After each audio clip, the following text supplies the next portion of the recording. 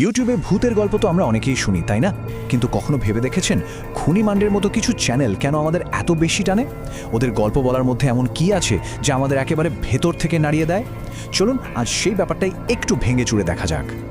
শুনেই গা ছমছম করে উঠল, তাই তো? এইরকম একটা লাইন, এটাই কিন্তু পুরো গল্পের মেজাজটা তৈরি করে দেয়। তো আজকে আমরা ঠিক এই জিনিসটাই বিশ্লেষণ করতে বসেছি যে কি করে এই গল্পগুলো এত ভয়ঙ্কর হয়ে ওঠে। আমাদের এই বিশ্লেষণের জন্য দুটো গল্পকে বেছে নেওয়া হয়েছে। দুটোতেই খুব সাধারণ কিছু চরিত্র নিজেদের সাধারণ কাজ করতে গিয়ে এমন এক বিপদের মুখে পড়ে যা স্বাভাবিক নয়। দেখা যাক তাদের যাত্রা শুরুটা ঠিক কেমন ছিল। দেখুন, দুটো গল্পের প্রেক্ষাপটই কিন্তু ভীষণ চেনা। একদিকে ম্যাটিও একজন ছাত্র, সে গেছে পড়াশোনার কাজে। অন্যদিকে সাহিল আর তার বন্ধুরা, তারা গেছে নিছুকি ঘুরতে, এক বন্ধুর মন ভালো করতে। মানে দুটোই খুব স্বাভাবিক পরিস্থিতি, তাই না? আর এই স্বাভাবিক জায়গা থেকেই তো ভয়ের আসল শুরু হয়। ডেড ব্রাইট গল্পের কথায় আসি। ভয়ের প্রথম আভাসটা কিন্তু বেশ অন্যরকম। ম্যাটিও দেখল যে সন্ধে নামতে নামতেই গোটা শহরের মানুষ নিজেদের ঘরে ঢুকে দরজা বন্ধ করে দিচ্ছে, রাস্তাঘাট শুনশান। এই যে একটা অদ্ভুত থমথমে নীরবতা, এটাই কিন্তু প্রথম ইশারাটা দিয়ে দেয় যে এখানে কিছু একটা গোলমাল আছে। আর মানালি 28 কিমি গল্পের সতর্কতাটা ছিল একেবারে সরাসরি মুখের ওপর। হোটেলের রিসেপশনিস্ট খোলাখুলি বলে দিয়েছিল যে সন্ধে 6টার পর রোটাং পাসে থাকা মানে বিপদ ডেকে আনা, কারণ ওটার আর এক নাম লাশের স্তূপ। কিন্তু যা হয় আর কি, অল্প বয়সী বন্ধুরা সেই কথাটাকে খুব একটা পাত্তা দেয়নি। সতর্কতা অগ্রাহ্য করার পর যা হওয়ার তাই হলো। এবার শুরু হলো আসল খেলা, অতিপ্রাকৃত জগতের সঙ্গে চরিত্রদের প্রথম সাক্ষাৎ। ম্যাটিও প্রথম যা দেখল সেটা খুব অল্প সময়ের জন্য। একটা নির্জন রাস্তার একেবারে শেষে সাদা লম্বা গাউন পরা এক মহিলার আবছা ছায়া। চোখের পলকেই সেটা মিলিয়ে গেল, শুধু একটা ঝলক। কিন্তু মাথায় পোকাটা ঢুকিয়ে দেওয়ার জন্য ওইটুকুই যথেষ্ট ছিল। এর পরের ঘটনাটা আরও বেশি অদ্ভুত। ভাবুন, চারিদিকে সব শুকনো খটখটে, অথচ পাথরের রাস্তার উপর ভেজা কাদার পায়ের ছাপ। আর সেই ছাপগুলো সোজা চলে গেছে পুরনো কবরস্থানের দিকে। এবার কিন্তু ম্যাটিওর ভেতরটা কাঁপতে শুরু করলো। অন্যদিকে মানালিতে বন্ধুরা তো এক ভয়ঙ্কর টাইম লুপে ভেসে গেল। ঘন কুয়াশার মধ্যে দিয়ে গাড়ি চালাচ্ছে, আর কিছুক্ষণ পরপরই সেই একই জায়গায় ফিরে আসছে। সামনে ওই একই মাইল ফলক, যাতে লেখা মানালি 28 কিমি। এই জিনিসটা যে কি সাংঘাতিক মানসিক চাপ তৈরি করে তা কল্পনা করাও কঠিন। এই স্লাইডটা কিন্তু খুব গুরুত্বপূর্ণ।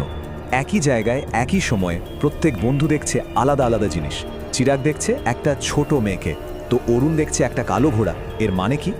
মানে হলো ওই অশরীরী শক্তিটা শুধু ভয় দেখাচ্ছে না, ওটা প্রত্যেকের মনের ভেতর ঢুকে তাদের ব্যক্তিগত ভয়গুলোকে ব্যবহার করছে। তো এত কিছু যা ঘটছে তার কারণটা কি? প্রত্যেকটা ভালো ভূতের গল্পের পেছনে একটা ইতিহাস থাকে, একটা কারণ থাকে। চলুন এবার সেই অতীতের ভয়ঙ্কর রহস্যটা জানা যাক। ম্যাটিও স্থানীয়দের কাছে শুনতে পেল ইসাবেলার দুঃখের গল্পটা। বেচারি বিয়ের জন্য সেজে গুজে তৈরি, কিন্তু তার বর তাকে একা ফেলে চলে গেল। আর সেই মেয়ে বিয়ের সাজেই সারা রাত অপেক্ষা করতে করতে হার্ট ব্রোকেন হয়ে মারা গেল। ভাবা যায় কষ্টটা। সেই অতৃপ্ত আত্মাই নাকি আজ অপেক্ষা করে চলেছে। আর রোটাং, ওই যে হোটেলের লোকটা বলেছিল লাশের স্তূপ, নামটার মধ্যেই এর ভয়ঙ্কর ইতিহাস লুকিয়ে আছে। স্থানীয়দের বিশ্বাস ওখানে এক মায়াবী ছায়া ঘরে, যা মানুষকে পথ ভুলিয়ে মৃত্যুর দিকে টেনে নিয়ে যায়। এবার আমরা চলে এসেছি গল্প দুটোর একেবারে ক্লাইম্যাক্সে। চরিত্রগুলো কিভাবে তাদের ভয়ের সঙ্গে চূড়ান্ত বোঝাপড়া করে, চলুন সেটাই দেখি। ম্যাটিওর ভয়টা এবার আর রাস্তায় বা কবরস্থানে আটকে নেই, সেটা সোজা চলে এসেছে তার হোটেলের ঘরে। ভাবুন তো দৃশ্যটা, একা ঘরে বসে আছেন আর দেখছেন দরজার হাতলটা আস্তে আস্তে নিজে থেকেই ঘুরে যাচ্ছে। ম্যাটিও বুঝে গেল এবার আর পালানোর কোনো জায়গা নেই। এই একটা প্রশ্নই গল্পের মোড় ঘুরিয়ে দিল। ম্যাটিও অজান্তেই একটা মারাত্মক ভুল করে ফেলেছিল। সে কবরস্থান থেকে কয়েকটা শুকনো ফুল তুলে এনেছিল। ওই ছোট্ট একটা কাজই অতৃপ্ত আত্মার সাথে তার একটা ব্যক্তিগত যোগাযোগ তৈরি করে দেয়, যার ফলে আত্মাটা তাকে নিজের বর ভেবে তার পিছু নিয়েছিল। সময়ের ওপর অশরীরী ভর করা দৃশ্যটা ধাপে ধাপে আরও ভয়ঙ্কর হয়ে ওঠে।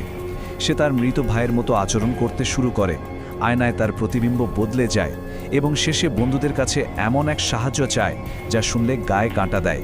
এই ঘটনাটা বন্ধুদের একেবারে নাড়িয়ে দেয়। সময়ের গল্পের সমাধান হয় এক ঝাড়ফুঁকের মাধ্যমে। জানা যায় কোনো এক দুষ্ট আত্মা সময়ের মৃত ভাইয়ের রূপ ধরে তাকে কাবু করার চেষ্টা করছিল। ঝাড়ফুঁকের পর সময় যখন একটা অদ্ভুত কালো ঘন তরল বমি করে, তখনই বোঝা যায় যে সেই অশুভ শক্তিটা তার শরীর ছেড়ে বেরিয়ে গেছে। তাহলে এই দুটো গল্প থেকে আমরা কি বুঝলাম? খুনি মান্ডে কেন এত সফল? এর পেছনে কিন্তু একটা নির্দিষ্ট ফর্মুলা কাজ করে। চলুন সেই ফর্মুলাটা এবার দেখে নিই। এই স্লাইডটা পুরো ব্যাপারটা খুব সুন্দরভাবে বুঝিয়ে দিচ্ছে। গল্পগুলো শুরু হয় খুব সাধারণ পরিস্থিতি দিয়ে, তারপর ছোট ছোট অস্বাভাবিক ঘটনার মাধ্যমে ভয় বাড়তে থাকে। একটা দুঃখজনক অতীত গল্পকে গভীরতা দেয় এবং শেষে ভূতটা চরিত্রের ব্যক্তিগত দুর্বলতাকে কাজে লাগিয়ে চূড়ান্ত আঘাত হানে। এটাই হলো সেই ফর্মুলা যা এই গল্পগুলোকে এত প্রভাবশালী করে তোলে। শেষ করার আগে একটা প্রশ্ন রেখে যাই, একটা ভালো ভূতের গল্পের আসল শক্তি কি?